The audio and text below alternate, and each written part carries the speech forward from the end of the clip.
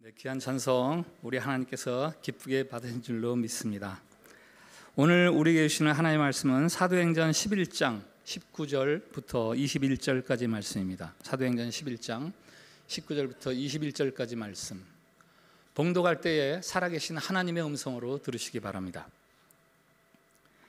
그때에 스데반의 일로 일어난 환난으로 말미암아 흩어진 자들이 베니게와 구브로와 안디옥까지 이르러 유대인에게만 말씀을 전하는데, 그 중에 구브로와 구레네 몇 사람이 안디옥에 이르러 헬라인에게도 말하여 주 예수를 전파하니 주의 손이 그들과 함께 하심에 수많은 사람들이 믿고 주께 돌아오더라.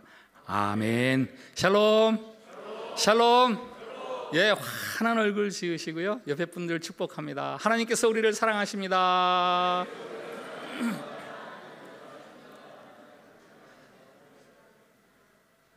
네, 3개월 안식월 잘 마치고 돌아왔습니다. 기도해 주신 여러분께 감사드리고 또 복되게 해주신 하나님께도 감사를 올려드립니다.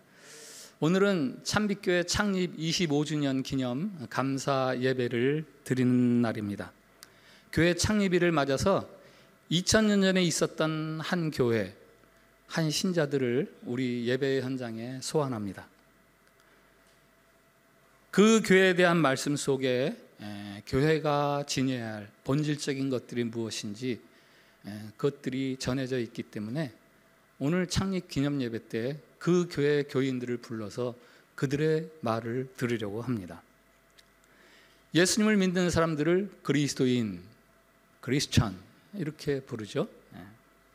그리스도의 사람들이라는 뜻이겠죠.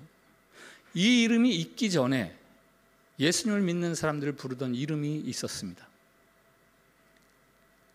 갈릴리 사람들, 갈릴리안, 혹은 나사렛 땅, 나사레니스라는 이름이죠.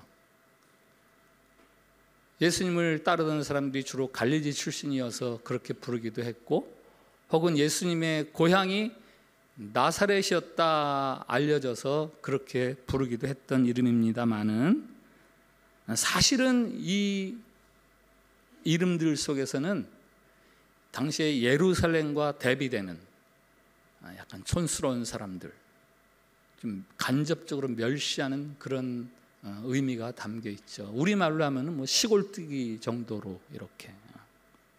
그러다가 그리스도인이라는 이름이 생기면서 오늘 우리들을 두고 사람들이 그리스도인이라고 부르는 거죠. 그리스도라는 말의 뜻은 기름 부음을 받은 자, 왕, 선지자 혹은 제사장 같이 고귀한 신분의 사람들을 그리스도 이렇게 부릅니다. 시골뜨기들이라는 촌스러운 이름 대신에 그리스도인이라는 한결 격상된 이름으로 새 호칭이 교회에 생겨났습니다. 이 그리스도인이라는 이름의 시작이 바로 오늘 우리가 보는 안디옥들에서부터 시작이 되었습니다. 사도행전 11장 26절 하반절을 한번 같이 읽어볼까요? 시작. 제자들이 안디옥에서 비로소 그리스도인이라 일컬음을 받게 되었더라. 아멘. 저게 비로소, 저게 헬라어로 프로톤인데요, 처음에, 시작에 이런 뜻이거든요. 그래서 우리 공동번역이나 새번역에서는 처음으로 그리스도인이라 불렸다 이렇게 나오는데, 개역개정 할 때는 처음이라는 의미보다는 비로소, 여기 처음이라는 뜻도 있지만 이제야 겨우 마땅히 얻어야 될 그 이름, 뭐 이런 의미도 이렇게 간접적으로 담겨져 있는 그런 번역이라고 여겨집니다. 예루살렘에서 교회가 처음 시작될 때 교회는 놀랍게 성장했고 굉장한 위력을 과시했습니다. 하루에 수천 명씩 회개하며 돌아왔고요, 이적과 기사도 나타나고 방언 같은 그런 신비한 체험들도 할 수 있었습니다. 그러나 그리스도인이라는 존귀한 이름을 얻게 된 것은 예루살렘 교회에서가 아니었어요. 안디옥 교회에서였습니다. 안디옥 교회 사람들, 그들은 어떤 사람들이었기에 그리스도인이라는 존귀한 이름을 얻게 되었는가?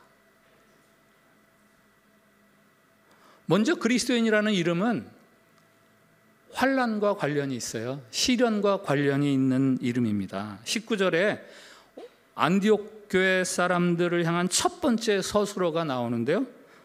환난으로 말미암아 흩어진 자들, 환난으로 말미암아 흩어진 자들. 여기 흩어진에 해당하는 헬라어가 디아스페이로, 이게 우리가 흔히 해외 동포들 디아스포라 이렇게 이야기하는데 여기서 파생된 단어. 그들은 예루살렘의 환난을 피해서 멀리 이방 땅 안디옥까지 흩어져 간 사람들이에요. 사도행전 7장 8장에서 스데반 집사가 순교합니다. 그리고 오늘 바로 다음 12장에서는 야고보가 순교합니다. 그러니까 7장 8장부터요 그 교회에 대한 핍박의 이야기가 쭉 이어지는 거예요. 오늘 11장 안디옥 교회 사람들 마찬가지죠. 예루살렘에서 스데반이 죽고 야고보가 죽는 것은 그저 당시의 대표적인 사례로 소개가 되는 거지, 예루살렘 전역에 그리스도인들을 향한 핍박과 압력이 있었어요.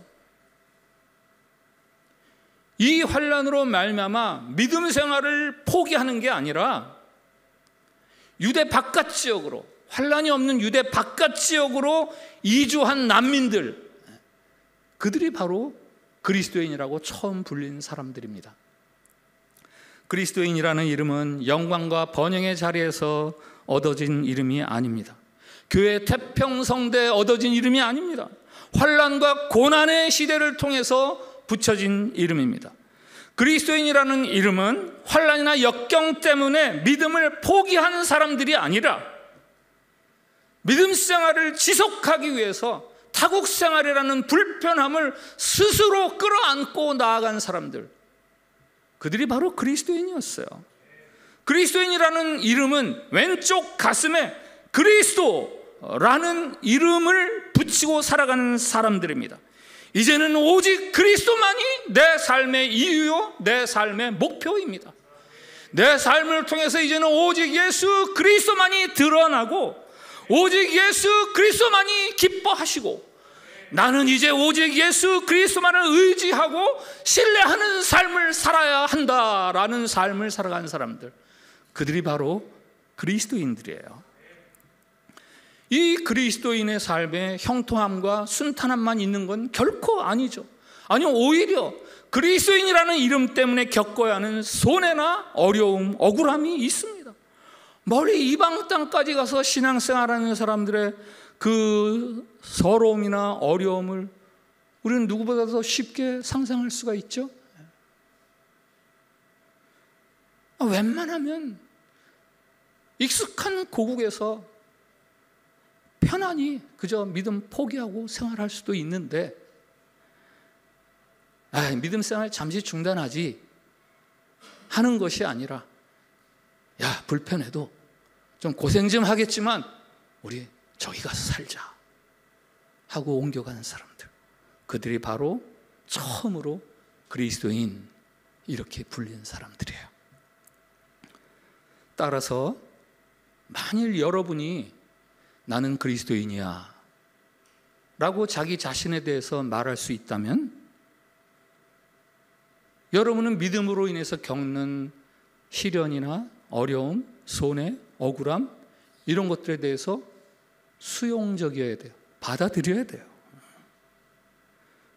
믿음으로 인한 어려움을 회피하거나 외면하거나 도망치는 것은 그리스도인이 아닙니다. 신앙생활에 귀찮고 번거로운 일들이 있지요. 그러나 그렇다고 해서 저 구석진 자리에 숨어 들어가서 숨 죽이고 조용히 숨만 쉬고 있거나 소극적으로 반응하지 않았습니다. 적극적으로, 열정적으로 나는 기름 부음 받은 자, 기름 부음 받은 자라는 이름을 내 삶 속에 안고 그것에 걸맞는 수고와 헌신을 기꺼이 감수하는 사람들, 이게 바로 내 몫이야. 이게 믿음 생활을 위해서 내가 지불해야 하는 당연한 몫이야 라고 당당하게 그것들을 직면하는 사람들, 그들이 바로 그리스도인이라고 처음 불린 사람들이에요. 믿음으로 인해서 멀리 안디옥까지 쫓겨갔으면 그러면 안디옥에서는 어떻게 생활을 할까요? 아유, 믿음 때문에 그동안 고생했으니까 이젠 좀 조용히 좀 지내자, 뭐 그럴 수도 있었을 겁니다. 그러나 오히려 그들은 박해의 원인이었던 예수 그리스도의 복음, 그것을 열심히 전했습니다. 안디옥 사람들을 향한 성경의 두 번째 진술이 있죠. 말씀을 전하는 사람들이에요. 말씀을 전하는 사람들. 처음에는 유대인에게만 전하다가 나중에는 헬라인에게까지 주 예수를 전파한 사람들. 사도행전 첫머리에 예수님께서 남겨주신 명령이 있죠. 지상명령이 있습니다. 함께 읽어볼까요? 사도행전 1장 8절 말씀 같이 읽습니다. 시작. 오직 성령이 너에게 임하시면 너희가 권능을 받고 예루살렘과 온 유대와 사마리아와 땅 끝까지 이르러 내 증인이 되리라. 아멘. 내 증인이 되리라.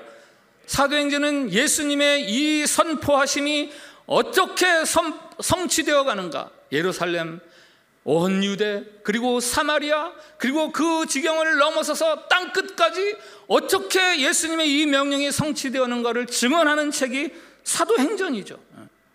안디옥 교회가 등장하는 사도행전 11장, 이 사도행전 11장은 온 유대와 사마리아를 넘어서서 이제 땅 끝 로마의 점령지까지 복음이 전파되는 그 경계선에 안디옥 사람들 11장이 자리 잡고 있는 거죠. 안디옥은 당시 로마의 수리아 지역의 수도였어요. 주도. 로마, 알렉산드리아, 그 다음이 안디옥. 당시 로마 제국에서 세 번째로 큰 도시가 안디옥입니다. 이 안디옥에 교회가 세워지고 부흥했다는 것은 교회사적으로 굉장히 의미가 큽니다. 역사가 요세푸스의 기록에 의하면 당시 이 안디옥에는 약 50만 명 정도가 살았어요. 그 중에서 약 7만 명, 7분의 1 정도, 우리로 치면 한 14% 정도가 그리스도인이었다. 바로 예루살렘의 박해를 피해서 안디옥까지 피난을 온 사람들에 의해서 이루어진 결과죠. 그리스도인이란 곤란한 가운데에서도 적극적으로 자신의 사명을 감당하는 사람들입니다. 고난이나 어려움 앞에서 뭐 운명이나 숙명을 논하지 마세요. 아, 이게 누구 때문이구나, 이게 무엇 때문이나, 이렇게 원인을 자꾸 캐려고 하지 마세요. 하나님이 우리에게 고난이나 어려움, 시련을 허락하시는 이유는 자, 원인을 잘 찾아봐, 너 이것 때문에 그런 거야 라고 해서 그것들을 허락하시는 게 아니에요. 다만 고난이나 시련 앞에서 우리가 신자로서 어떻게 반응하는가, 신자로서 어떤 태도를 가지고 그것을 맞는가, 이것을 보여달라고 하나님이 우리에게 그것들을 허락하시는 거죠. 안디옥 사람들은 복음으로 인한 수고와 고난 때문에 원망하지 않았어요. 자신들에게 주어진 복음 증거의 사명, 오직 그것을 그 가운데서도 끝까지 감당했습니다. 이것이 바로 처음 그리스도인이다 라고 불리는 사람들의 특징이죠. 그들은 굉장히 도전적인 사람들입니다. 복음 전파를 위해서 열린 생각을 한 사람들이죠. 전통이나 문화나 무슨 인종, 신분, 그 때문에 제한되었던 그 모든 울타리들을 다 극복한 사람들입니다. 유대인들에게만 전하던 복음을 헬라인에게도 증거했다. 이게 단지 한 줄 기록이지만요, 이 단지 한 줄 기록이지만 당시 유대인들에게는 이건 상상할 수도 없는 아주 파격적인 행동이에요.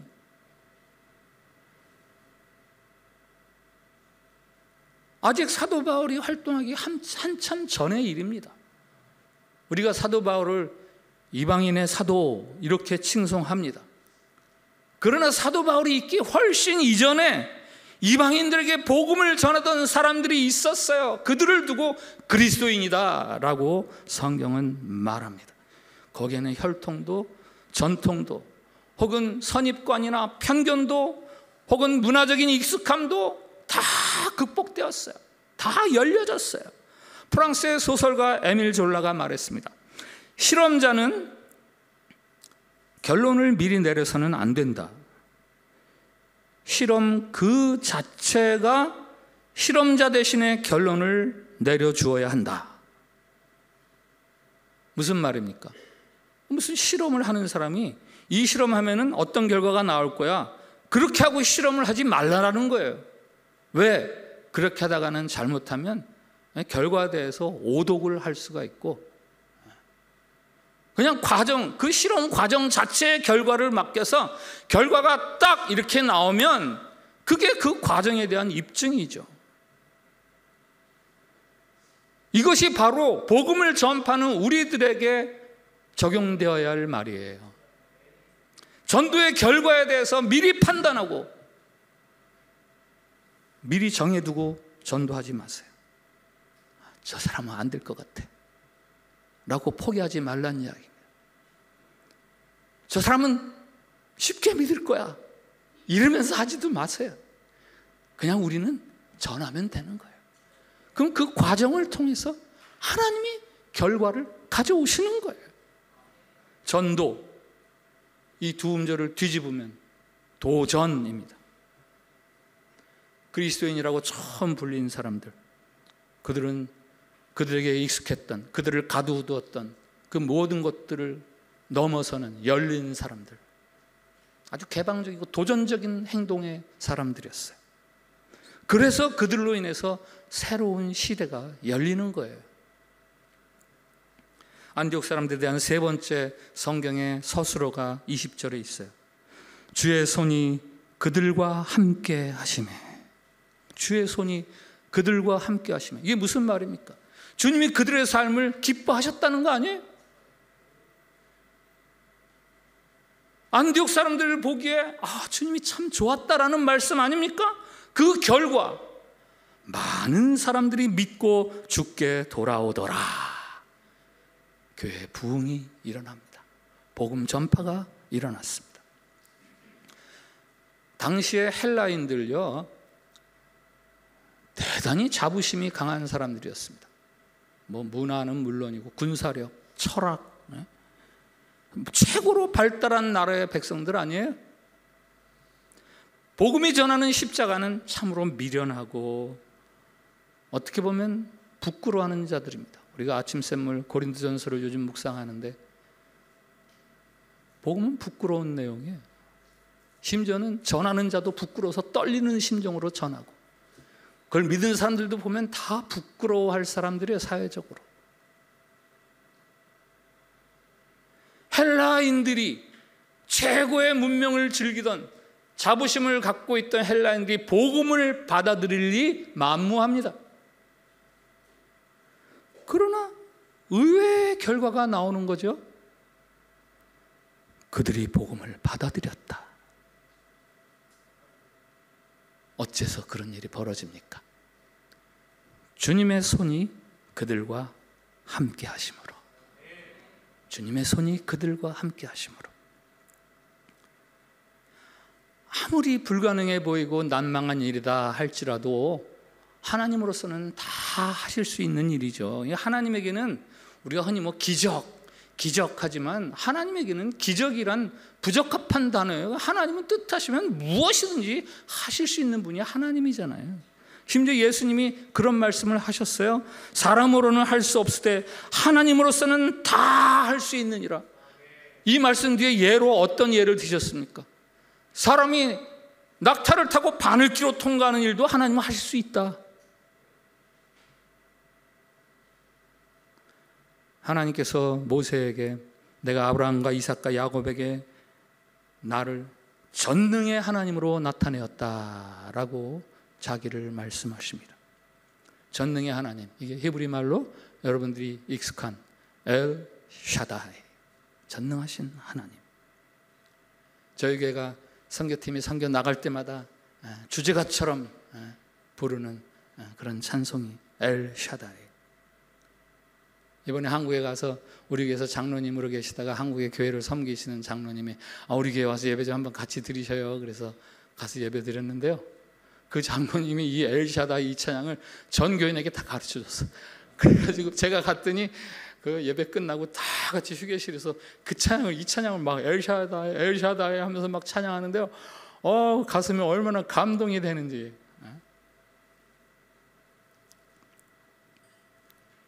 화면 좀 띄워주세요. 따구사 꾸따꾸 알라 먼자갑구. 난 두려워할 필요가 없네. 하나님이 날 지켜주시네. 따구사 꾸핀방 예수스 플리하라꾸. 나는 주저할 필요가 없구나. 예수님이 날 보호해 주시잖아.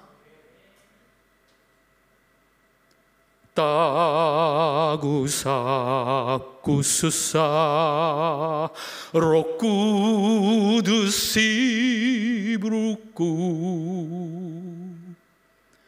나는 어려워할 필요가 없지. 나는 힘들어할 필요가 없어.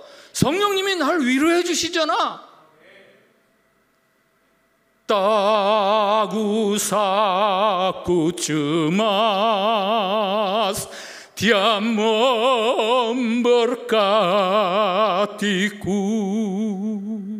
나는 염려할 필요가 없지.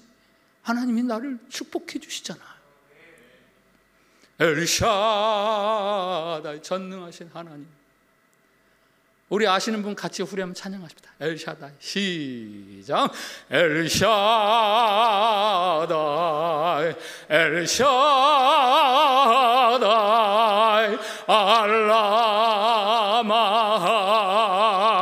알라마하과사 디아포살 디아포살 디아포살 엘샤다이 물리야 엘샤다이 엘샤다이 알라마하과사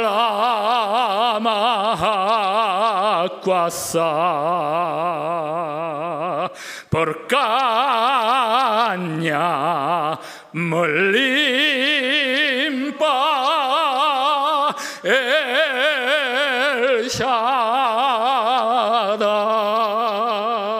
엘샤다이 엘샤다이.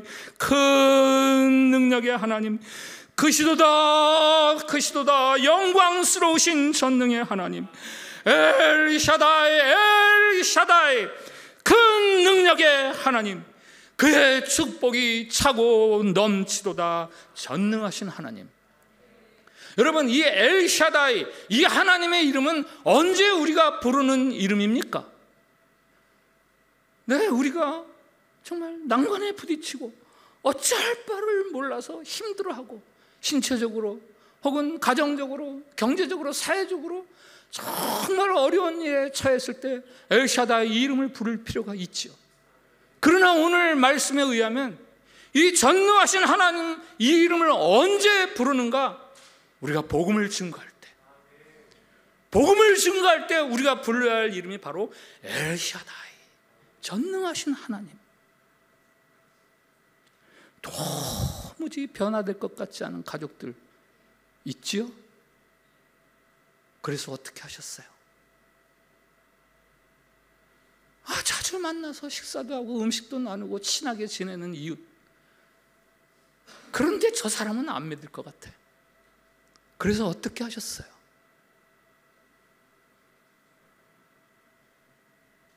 삶의 자리에서 만나는 선교적 대상, 현지인들, 선교 여행 가서 만나는 현지인들,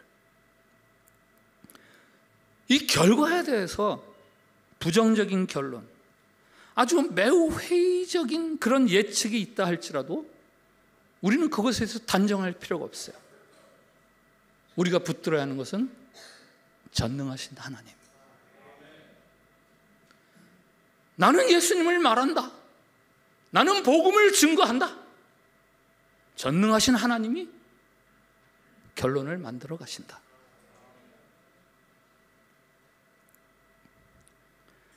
우리 사도행전 11장 26절을 한번 같이 읽어보겠습니다. 다시 한번 하반절 시작. 제자들이 안디옥에서 비로소 그리스도인이라 일컬음을 받게 되었더라. 아멘. 저 문장을 잘 보세요. 저 문장 잘 보세요. 저거요, 수동태 문장이에요. 그리스도인이라는 이름은 교인들이 스스로 붙인 이름이 아니에요.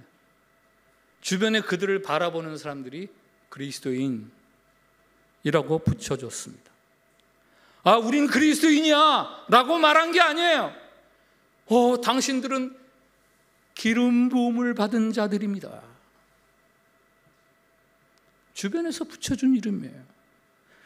그리스도인에게는 주변 사람들이 그가 그리스도를 따르는 사람이구나 라고 알 수 있는 분명하고 확고한 지표들이 있는 거예요. 표지들이 있는 거예요.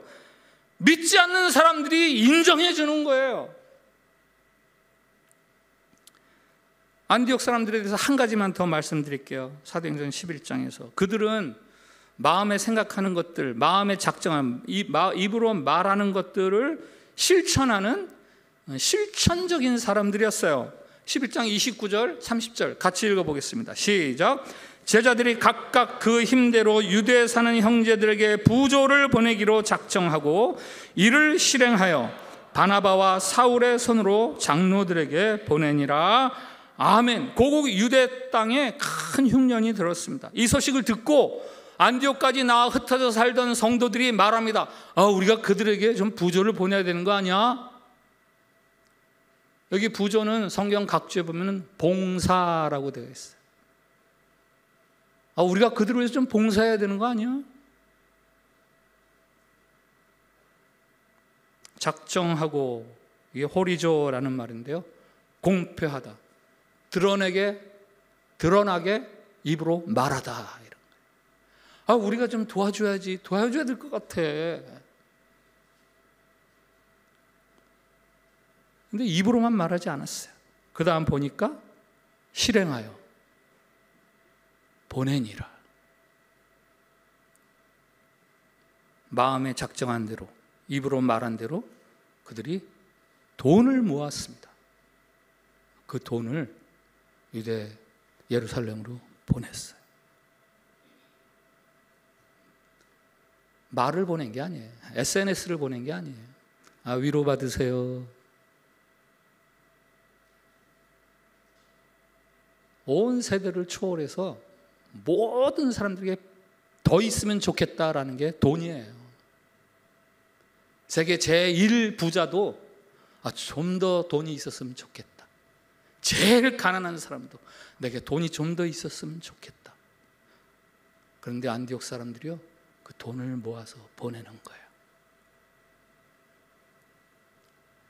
그들은 마음의 생각을, 입으로 한 말을 실천으로 옮긴 실천가들입니다. 불교 용어 중에서 구두선이라는 용어가 있어요. 구두선.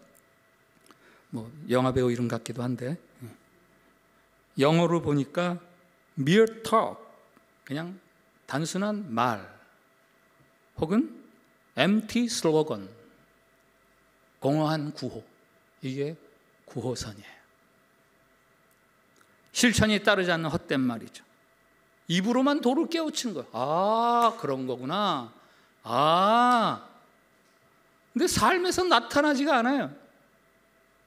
정치인들이 선거 공약이 얼마나 화려합니까? 근데 막상 당선되고 나면 선거 전에 약속했던 것들은 다 사라져버려요. 일수죠. 이걸 구두선이라고 하는 거예요. 말로는 요란한데 행위는 보잘것없는 것. 다윗이 시편 15편에서 이렇게 질문을 하죠. 여호와여, 주의 장막에 머무를 자 누구오며 주의 성산에 사는 자 누구오니까? 이거 오늘 설교 메시지와 연결해서 다른 문장으로 바꾸면, 주님, 누가 그리스도인입니까? 라는 질문이나 마찬가지. 그리고 시편 15편에서 다윗이 그 답을 말씀하죠. 그의 마음에 서원한 것은 해로울지라도 변하지 않는 사람이라. 그리스도인이란 마음에 작정을 하면, 성령이 감동을 주시면 아멘 하고 그것을 실천하는 사람들이 그리스도인이에요. 안디옥 사람들은 어려운 타국살이에서도 그렇게 했습니다. 오늘 그리스도인이라 처음 불린 사람들에 관련한 태그어를 모았어요. 요약을 하는 거죠. 환난. 그리스도인은 환난이나 시련과 관련이 있습니다. 복음 증거, 뗄래야 뗄 수 없는 태그어죠. 열린 생각, 실천하는 삶, 풍성한 결실. 참빛교회 창립 25주년. 참빛교회는 선교적 교회라는 목표를 가지고 설립된 교회입니다. 동포사회 복음화와 인도네시아 선교. 한번 따라해 주시죠. 동포사회 복음화와 인도네시아 선교. 한 번 더. 동포사회 복음화와 인도네시아 선교. 예, 이 구호는 창립 25주년이 되었으니 우리가 한 번 더 말하자 해서 생긴 구호가 아닙니다. 지금까지는 그것을 말로 했을지도 몰라요. 그러나 창립 25주년을 계기로 해서 이제는 그 말로만 했던 경계선을 넘어서는 새로운 교회 역사를 이루고 내 신앙적인 행로를 만들어 가자. 이게 바로 오늘 교회 창립 25주년 기념 예배를 드리는 저와 여러분이 해야 할 일입니다. 땅 끝까지 복음을 전하라. 땅 끝까지 복음을 전하라. 이거 공간적인 이야기죠. 예루살렘, 유대, 사마리아, 땅 끝. 이걸 시간적인 개념으로 바꾸면 어떻게 됩니까? 죽을 때까지 복음을 전해라. 살아 숨쉬는 한 복음을 전해라. 때를 얻든지 못 얻든지 여러분이 주님의 이 명령에 순종할 때 여러분 주변의 사람들이, 아니 하나님이 여러분을 두고 그가 그리스도인이구나 라는 존귀한 이름으로 여러분을 불러주실 것입니다. 오늘 말씀 앞에서 드리는 공동 기도가 있습니다. 주님, 우리에게 그리스도인이라는 존귀한 이름을 주시니 감사합니다. 주님, 복음을 전하라 하시는 주님 명령에 순종하겠습니다. 힘써 순종하겠습니다.